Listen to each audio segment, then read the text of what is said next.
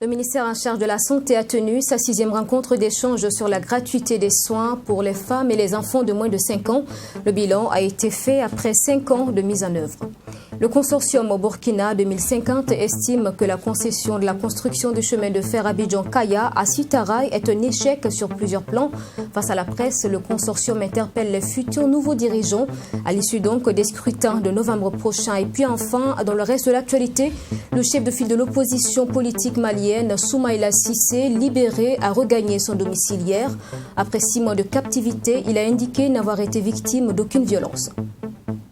Bonsoir à tous et bienvenue à ce 20h. Le ministère de la Santé a tenu ce 9 octobre sa 6e rencontre d'échange sur la gratuité des soins pour les femmes et les enfants de moins de 5 ans. Une rencontre consacrée au bilan des 5 dernières années donc de mise en œuvre de cette politique de gratuité. Les échanges au cours de la rencontre ont permis de faire des recommandations pour améliorer la mise en œuvre de la politique. Abdourahmane. D'avril 2016 à juin 2020, plus de 70 millions de femmes et d'enfants de moins de 5 ans ont été pris en charge gratuitement au Burkina Faso. C'est le bilan que fait le ministère de la Santé de la politique de gratuité des soins qui a coûté 120 milliards de francs CFA. Un bilan jugé satisfaisant par le ministère car constituant un axe majeur du plan national de développement économique et social PNDS et aussi marque un pas vers l'atteinte des objectifs de développement durable. C'est-à-dire que s'il n'y avait pas la gratuité des soins, les parents devraient débourser 120 milliards pour pouvoir accéder à ces prestations gratuitement.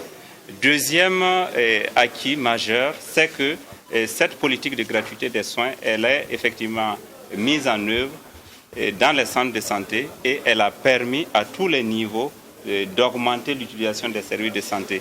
Et quand on regarde par exemple les enfants de moins de 5 ans, le nombre d'enfants qui fréquentaient avant la gratuité des soins, c'était en moyenne 1 enfant par an. Et après la mise en œuvre de la gratuité, on est passé jusqu'à 3 contacts par an. Et ces deux acquis majeurs-là, c'est lié au fait que la barrière financière a été levée. Le bilan est satisfaisant, mais beaucoup reste à faire pour parfaire cette mesure sociale. Des propositions ont été ainsi faites lors de cette rencontre d'échange. Il s'agit de l'élargissement de la mesure de gratuité à d'autres traitements spécifiques. Nous pensons qu'il faut élargir le panier de soins pour inclure les cancers. Deuxièmement, pour ce qui concerne les personnes vivant avec le VIH-Sida, le processus est en réflexion. Ce que les personnes déboursent actuellement, c'est concernant certains médicaments et certains examens qui ne sont pas spécifiques qu'on voudrait inclure dans la gratuité. La dernière proposition qui vient d'être faite par cette rencontre, c'est de prendre en compte ce qu'on appelle les urgences gynécologiques. Une jeune fille ou une femme qui saigne parce qu'il y a un fibrome, effectivement c'est une urgence et que ça a des frais, ça a des coûts, ou bien les torsions de kystes au niveau de... Des propositions ont été également faites en vue d'éradiquer les irrégularités qui minent la politique de gratuité. Ces irrégularités sont entre autres la surfacturation, les ventes parallèles, les rackets, les patients fictifs et la rétention des produits. Désormais attaché de santé en anesthésie-réanimation avec une mention de 16 sur 20, Adama Badolo a défendu son mémoire le 5 octobre dernier. Dans son document, il a mis en lumière les réalités que rencontrent les anesthésistes et patients dans les différents hôpitaux du Burkina. Détaillant cet élément signé Mami Kamabou. C'est devant un jury composé de 4 membres qu'Adama Badolo a défendu son mémoire. Facteurs limitant la sécurité anesthésique opératoire des patients sous anesthésie générale au bloc opératoire, c'est sous ce thème que ce dernier a pu convaincre les membres du jury. Après un travail acharné, Adama Badolo est désormais attaché de santé en anesthésie-réanimation. Ce sont des sentiments de joie, de fierté, parce que ça a été un long trajet, un travail abattu. Et à la fin, ce travail a été sanctionné par 16 sur 20. Donc je suis très content et je profite pour dire que le col c'est un calvaire, mais c'est la fin qui compte dans toute chose. Lors de cette soutenance, Adama Badolo a démontré au jury l'ensemble des mesures qui doivent être prises pour permettre à l'anesthésiste de faire au mieux son travail. Il a aussi dévoilé les facteurs limitant la sécurité anesthésique opératoire. Dans le fond et la forme, le travail d'Adama Badolo a été apprécié par le jury, ce qui lui a valu une mention de 16 sur 20. Nous estimons donc qu'il a bien restitué donc les résultats. Il a respecté les consignes que l'école lui a données, notamment donc en matière de rédaction de mémoire. Voilà, donc nous avons été satisfaits, c'est pour ça qu'il a eu cette note, qui est une très bonne note. Le travail de ce dernier vient également mettre en lumière les réalités que rencontrent les anesthésistes et patients dans de différents hôpitaux du Burkina Faso. Le président du jury, Flavien Caboret, interpelle donc le centre de santé à organiser de séries de formations en vue de renforcer les connaissances de leurs agents. Cet après-midi, le réseau national de lutte anticorruption RENLAC a publié son rapport 2019 sur l'état de la corruption au Burkina. Le document indique une hausse du phénomène et le RENLAC, pour cela, indexe les autorités politiques. La police municipale est en tête de liste des structures les plus corrompues. Elle est suivie de la douane, de la police nationale, de la direction générale des transports et enfin de la gendarmerie. Sagadona Kanabo, secrétaire exécutif de RENLAC, est au micro de Abdourahmini.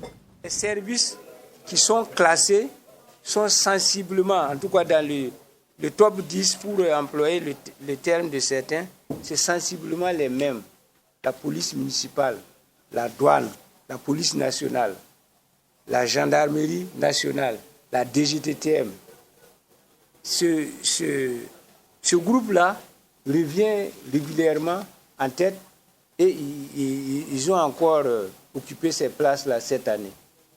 Et la baisse tendancielle du nombre de gens qui croient à la baisse de la corruption, là, c'est quand même inquiétant. C'est-à-dire qu'il y a de moins en moins de gens qui croient que la corruption baisse. Les acteurs étatiques, à commencer par le gouvernement, ne font pas preuve d'exemplarité. Ils ne font pas preuve de bonne gouvernance, de telle sorte que les citoyens sont de plus en plus persuadés, avec l'impunité régnante, les citoyens sont de plus en plus tentés de croire qu'il faut passer par la corruption si on veut réussir. On retiendra que nous avons interpellé le gouvernement sur des ministres qui prennent des salaires illégaux et qu'ils veulent que les gens serrent leur ceinture pour qu'ils puissent prendre ces salaires-là. Nommément, il y a des ministres qui sont épinglés. Et en tout cas, nous comptons que la procédure judiciaire puisse être enclenchée à leur rencontre. La concession de la gestion du chemin de fer Abidjan-Kaya à Sitaraï est un échec commercial, financier, technologique, social et même politique pour le Burkina. C'est ce qui ressort de la conférence de presse du consortium Burkina 2050 tenue le 8 octobre dernier. Le consortium dénonce la gestion du chemin de fer qu'il juge chaotique et interpelle les candidats à la présidentielle à se pencher sur la question une fois au pouvoir afin de redresser les choses. Maxime Jouet-Bambara. C'est vieux, c'est pourri, le fer a rouillé, les rails, les wagons, tout est rouillé. Il faut changer. Voilà la description que fait Nestorine Sangaré de la situation actuelle du chemin de fer Abidjan-Kaya. Selon la coordonnatrice du consortium Burkina 2050, la concession de la gestion de ce chemin de fer à Sitaraï, dont la grosse part est détenue par Bolloré, est un échec commercial, financier, technologique, social et politique pour le Burkina Faso. À l'en croire, la dimension politique de cette affaire a pris le dessus, compromettant ainsi les autres dimensions. Cette conférence de presse se veut donc une interpellation à l'égard des futurs dirigeants sur la question. On n'a pas pensé que la privatisation était la solution. Et donc, on a fait privatiser la gestion et on se rend compte que la privatisation amène beaucoup plus de problèmes que la gestion nationale. Il faut qu'on redresse cette situation Parce que c'est honteux qu'une entreprise familiale vienne mettre le chemin de fer de tout un pays à genoux. C'est vraiment honteux. Donc je serai pour la gestion séparée, pour corriger la question de l'emploi, du recrutement des nationaux, pour rapatrier les équipements, pour former une expertise nationale, pour faire en sorte qu'il y ait des retombées économiques plus tangibles. Parce que quand tu charges 70% des marchandises et après le bénéfice, vous partagez 50-50, il y a quelque chose qui ne va pas. Pour le consortium, la convention révisée entre le Burkina Faso et Bolloré ne profite qu'aux entreprises françaises. Nestorine Sangaré en veut pour preuve la dette de plus de 5 milliards de francs CFA que le groupe Bolloré doit à l'État burkinabé. Aussi, selon le représentant du syndicat des cheminots, nombreux sont les travailleurs burkinabés qui tirent le diable par la queue, faute d'égalité dans le traitement. Nous avons recensé tous les problèmes, notamment la non-application du statut unique. Parce que les conditions premières de la convention, de la signature de la convention entre les deux États et puis Sitaraï, c'était de faire en sorte que les travailleurs soient traités de la même manière. C'est-à-dire qu'il faut relever l'équité. Pour le même grade, c'est le même salaire. Pour les mêmes fonctions, vous avez les mêmes avantages. Mais ça n'a pas été le cas. Sitaraï a refusé d'appliquer l'article 19, alinéa 1 à 6, qui concerne le volet des travailleurs, l'application du statut unique. Et ils disent qu'ils vont faire un projet. Après 25 ans d'exercice, ils n'ont pas encore mis ce statut en marche. Le consortium Burkina 2050 recommande donc à l'État burkinabé de mettre fin à la convention avec Sitaraï et engager des poursuites pour la mauvaise exécution de la convention initiale, de mettre en place une équipe permanente, compétente et pluridisciplinaire de négociation, d'évaluer la situation actuelle du patrimoine ferroviaire et de rapatrier les équipements envoyés en Côte d'Ivoire et au Niger. Des recommandations qui pourraient permettre de sortir de cette gestion jugée chaotique et remettre les pendules à l'heure. La société Jocolabs organisera les 22 et 23 octobre prochains à Ouagadougou la première édition de Ouaga Social Media Session, Ouaga SMS. Cette initiative se veut une éducation aux médias sociaux à l'endroit des partis politiques, également des influenceurs pour des dialogues apaisés pendant la période électorale. Ce vendredi 9 octobre, les organisateurs de la formation étaient face à la presse. Le point avec Singer Kouba et Fatima Tanikiema. À quelques jours du début des campagnes des élections du 22 novembre prochain, l'organisation Jocolabs annonce un atelier d'éducation aux médias à l'endroit d'une soixantaine de participants qui sont entre autres des influenceurs sur les réseaux sociaux. Le choix de cette cible n'est pas un fait du hasard, selon les organisateurs. On est dans un contexte pré- et électoral qui fait que nos cibles privilégiés sont réellement les gens qui ont une incidence directe sur la campagne électorale à venir. Ça, c'est un. Et vous savez que les organisations politiques, les organisations de la société civile et les influenceurs indépendants ont des gens qui croient en eux et qui les suivent. Okay? Et c'est des gens qui partagent les publications sur les réseaux sociaux et qui commentent les publications sur les réseaux sociaux. Et nous, on se dit, à travers les plateformes de formation organisées, donc je reviens sur le thème de organisation, de formation organisée, d'activistes qui sont très suivis, il y a réellement une nouvelle pour toucher beaucoup de gens qui sont sur les réseaux sociaux. Okay? L'idée pour nous, c'est que ces formations influencent jusqu'à l'édition et à la rédaction des discours politiques hors médias sociaux. Ouaga Social Media Session ambitionne apporter sa contribution pour des élections pacifiques. À l'issue de ces 2 jours de conférence, les participants puissent avoir chacun un compte Twitter qu'il saura utiliser régulièrement, savoir établir un calendrier éditorial des publications, savoir quelles publications éviter pour ne pas tomber sous le coup de la loi, etc. Il y a beaucoup de détails. Mais surtout que les participants sachent mettre en avant leurs organisations ou leurs opinions dans la courtoisie et dans l'objectif premier de maintenir un climat apaisé en cette période électorale. Notons que la première édition de l'atelier de formation de Jocolabs dénommé Ouaga Social Media Session, se tiendra du 22 au 23 octobre 2020 à Ouagadougou. Pendant 2 jours, les participants seront outillés en technique de réseautage, en e-marketing politique et en technique d'analyse des publications. Sont attendus à cet atelier des conférenciers nationaux et internationaux, dont Isgaël Kebo, journaliste ivoirien. Après les échanges à Banfora et Bobo-Dioulasso avec les responsables des structures déconcentrées de son département, le ministre en charge de l'économie et des finances, Lassane Kaboré, a visité des chantiers du programme de réalisation des infrastructures socio-économiques prises. C'est dans la région des Hauts-Bassins. Le programme a permis plusieurs réalisations dans l'éducatif et la santé. Correspondance de Joseph Koudougou. Dernier acte de la visite du ministre de l'économie, des finances et du développement dans les Hauts-Bassins. Une visite de chantier du programme de réalisation des infrastructures socio-économiques. Ce programme a réalisé plusieurs infrastructures dans les Hauts-Bassins, dont un complexe scolaire, l'école Ouenzinville E et un centre de santé de promotion spéciale dans le village de Koro.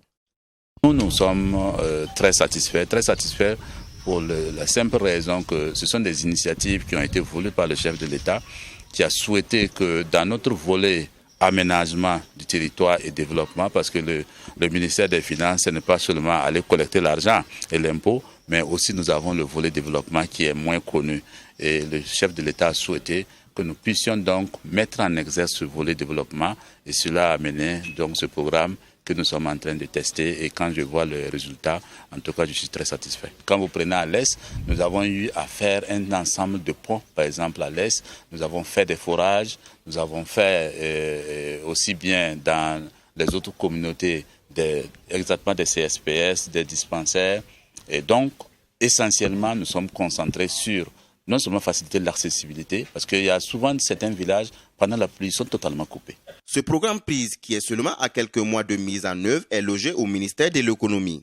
Il a à son actif une 50aine de réalisations sur l'ensemble du territoire. Le PRISE est un programme qui a été élaboré courant 2019 pour être mis en œuvre en 2020. L'objectif du programme, c'est de renforcer les infrastructures socio-économiques de base, notamment la construction des CSPS, la construction d'écoles.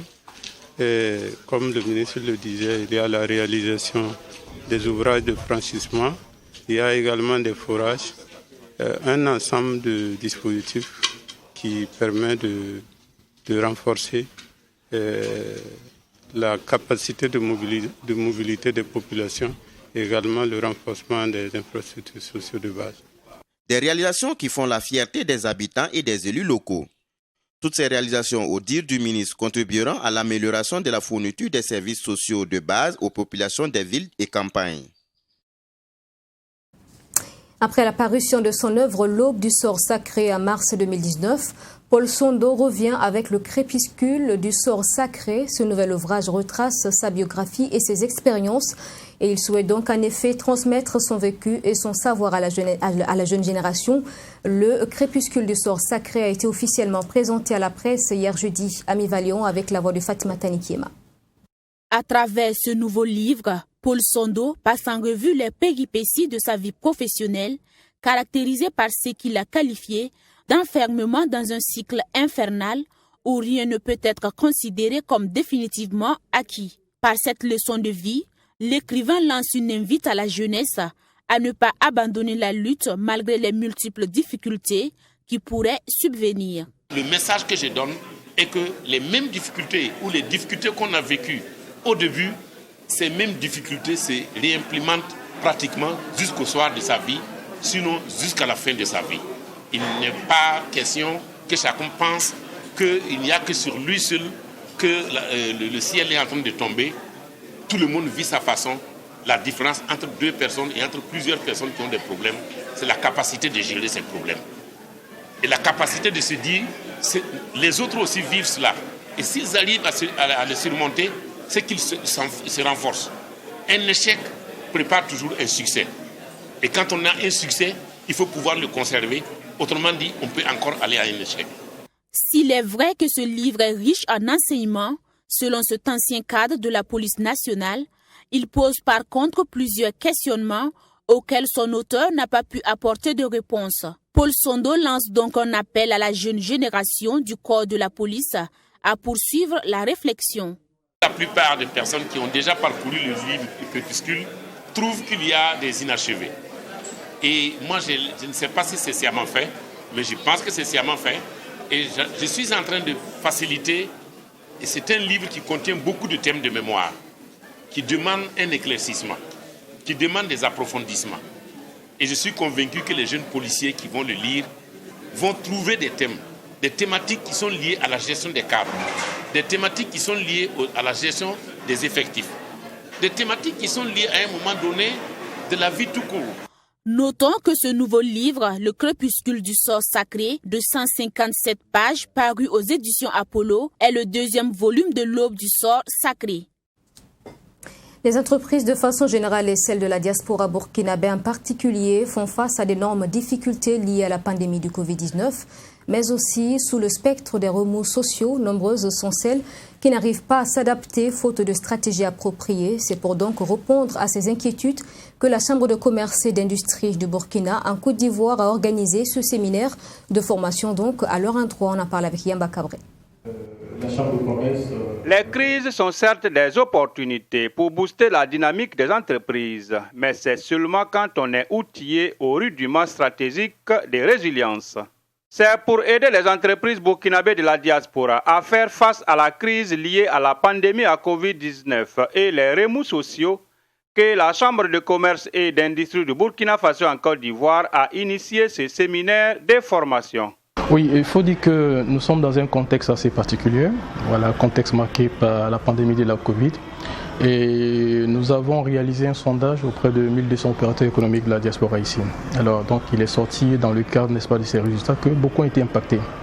Et beaucoup aussi ont demandé à être outillés, à être formés. Donc, ça nous a donc donné l'idée de pouvoir organiser, n'est-ce pas, cette session de formation.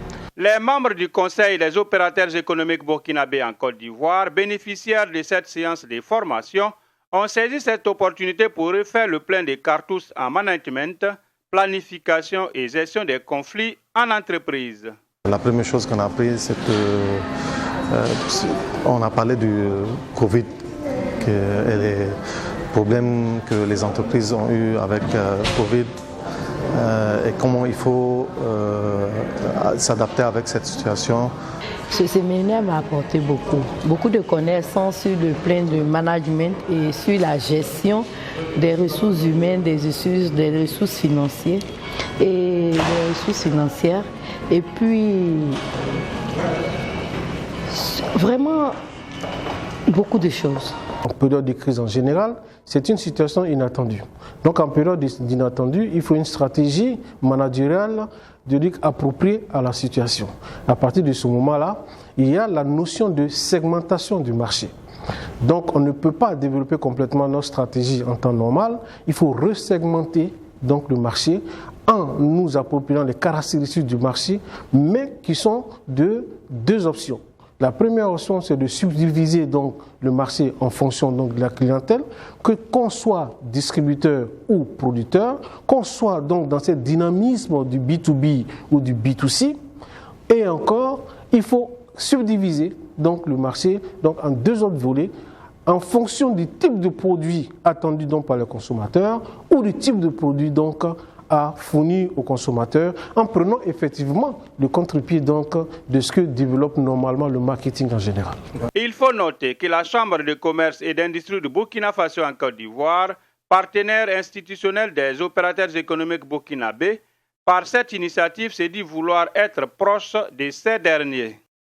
Et je vais lire un titre. Au Mali, Soumaïla Cissé, le chef de file de l'opposition malienne, a regagné son domicile hier aux environs de minuit. Il a été libéré donc après 6 mois de captivité suite à son enlèvement à Nianfouké, son cercle natal. Et c'était en période électorale pour la législative. Soumaïla Cissé s'est adressé aux Maliens vêtus de blanc, le visage aminci. Il indique n'avoir été victime d'aucune violence. Il est au micro de Bourema Soulo.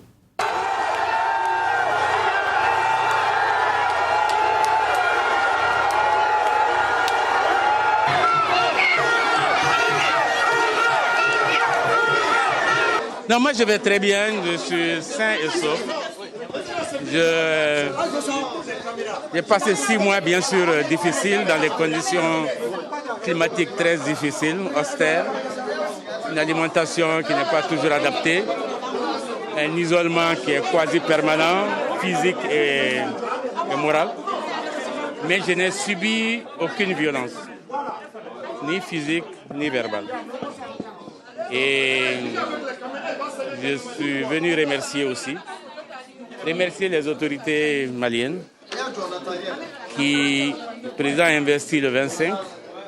Le 26 déjà, mes ravisseurs m'ont appelé pour faire une vidéo comme signe de vie. Et le lundi 5, c'est-à-dire moins de 10 jours après, ils m'ont informé qu'on est libéré. Donc aujourd'hui c'est jeudi, bien sûr ça fait du temps, mais il y a un protocole, il y a une protection, la protection de la vie des otages. Et puis bon, il y a des distances, parce qu'on était peut-être très à l'ouest, on s'est retrouvé très à l'est. Donc voilà la situation. Donc je voulais vraiment remercier les autorités maliennes pour leur réactivité, leur diligence et leur efficacité. Et puis dès l'annonce de sa libération par la présidence malienne, une foule nombreuse s'était spontanément formée dans le domicile de Soumaïla Cissé pour célébrer sa libération. Ses partisans ne cachent pas leur joie de retrouver donc leur président après de longs mois d'absence. Nous écoutons certains d'entre eux, ils sont au micro de Bourema Solo toujours.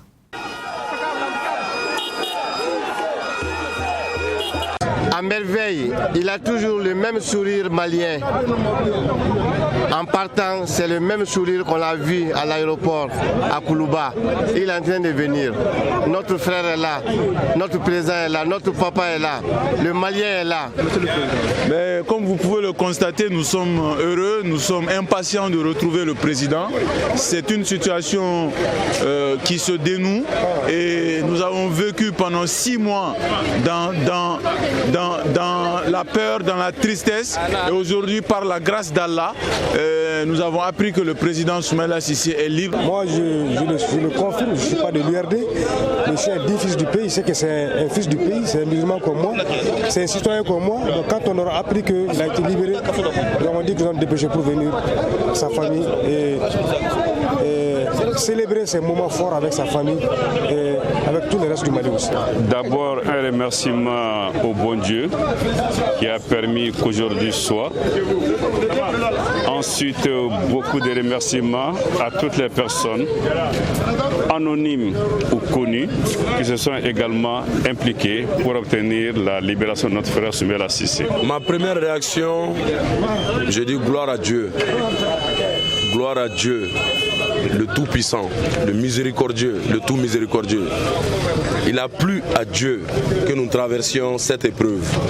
Il a plu à Dieu que notre président et sa délégation fassent l'objet d'un rapt dans la région de Tombouctou, dans le cercle de Niafunké, entre les communes de Sarafré et de Koumaïra, le mercredi 25 mars 2020.